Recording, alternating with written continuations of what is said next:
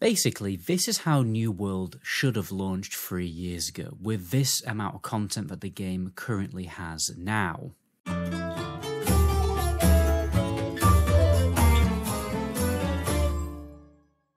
So what the hell is going on with this New World expansion Aeternum, and should you bother to play it?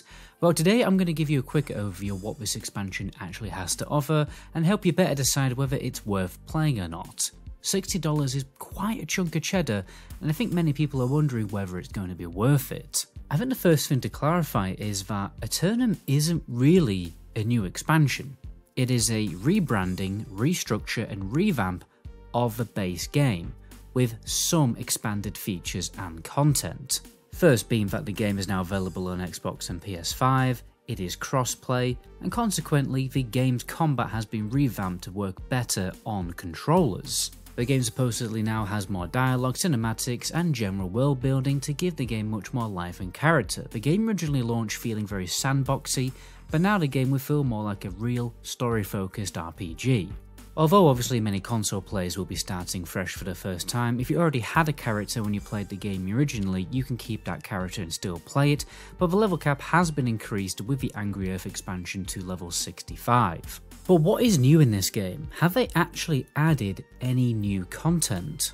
Well, it doesn't really look like they've added any new zones technically. They kinda have, but they kind of really haven't. The website is quite deceiving really. It makes it look like the game has added loads of new zones, but it only features the zones that are already in the game, and the ones that were added in previous expansions. When researching this video, I was actually asking ChatGPT about this, and even ChatGPT was getting confused and apologising for confusing me.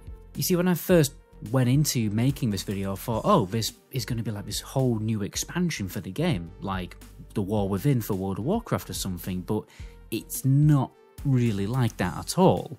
So there isn't so much new zones, but there will be new factions, characters and quest lines to further deepen the narrative and the world of Aeternum. What about new dungeons or expeditions like they are called in this game? Well, the website says there's new expeditions, but there isn't. The only new expeditions that they're trying to kind of deceivingly market it as new expeditions are the ones that were added in previous expansions. But I guess for a returning player who hasn't played since the launch, there is basically 8 new expeditions, and with the muted expedition mode also, these instances are scaled up in difficulty, kind of like a heroic mode. Well, what about new raids? Well, with Aeternum, they did actually add a new raid, and it's called Hive of the Gorgons. It's a 10-man level 65 raid with 5 bosses. In previous updates, they've also added the Sandworm raid, which is basically a single 20-man raid boss that is one of the most challenging boss fights in the game and can be done daily for some good rewards. There is also a 3-week event on the launch called the Trials of Eternium.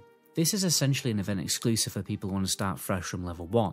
It's basically going to be a 3-week worth of challenges for you to complete in order to obtain cosmetics. It's also there to encourage people to obviously start again and to cross-play between different platforms. Each platform will have its own kind of team, and everyone will work together to complete the achievements on their server. A lot of people are going to be starting fresh, especially as the leveling experience is now much faster, and there's a lot less long walks involved when completing the main storyline. The professions themselves also level up much faster than they did on launch, so it's less daunting to start a fresh character.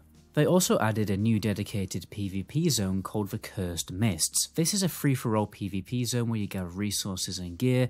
You can also get a currency called Cursed doubloons, which can be exchanged for further rewards like even more gear. 3v3 Arena wasn't added with this update, it's added in a previous expansion, but apparently they have made cross-world matchmaking much better, and also there's a role selection screen for the matchmaking window now.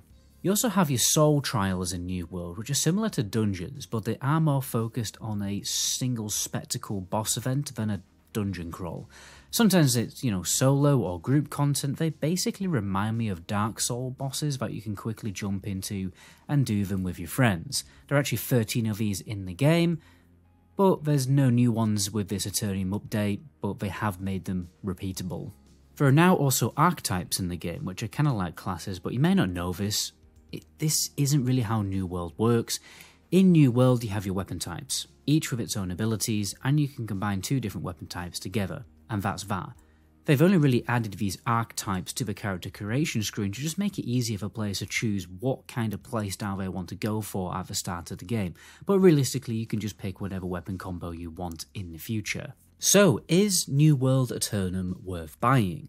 Well, first of all, I didn't realise this originally and I made myself look like an absolute tit in the original upload of this video, but if you already owned New World, you don't have to pay for anything. You automatically have access to this new update, this Aeternum update, this game revamp.